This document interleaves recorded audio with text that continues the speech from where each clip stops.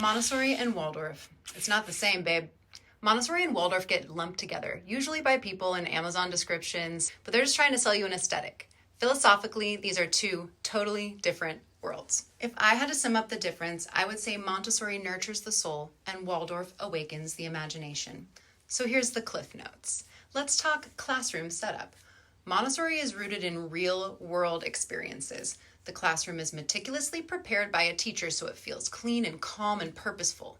Every material and work serves a purpose, whether the child knows it or not. Children use real tools to do real stuff, and they have access to everything in the environment to follow their own interests and curiosity. Once the children are in the classroom, the role of the teacher is to step back and observe the children in the prepared environment. This means the children are learning to trust their capabilities and who they are at their core. It's incredibly empowering, and it helps them learn who they are as individuals. In a Montessori classroom, creativity comes from within the child through hands-on exploration and experimentation. Now, Waldorf is a full send on imagination and creativity.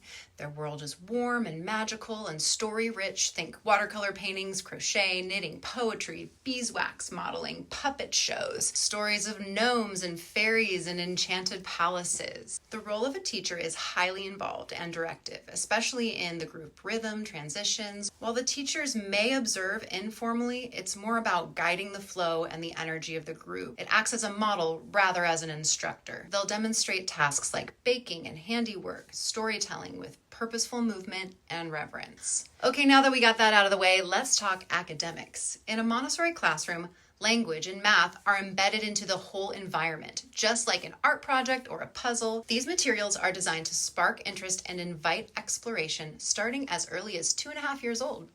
Concepts are presented in an immersive and sensorial way that often feels like a game. These works are developmentally aligned, tapping into the child's physical and practical understanding of the world around them.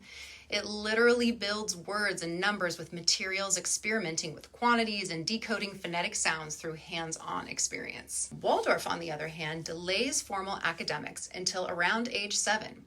This is based on the belief that early childhood should be protected and not rushed. Children knit and crochet to build dexterity for writing, all while absorbing an incredible lexicon through oral stories and deep poetry. It's about honoring the natural perceived rhythm of development.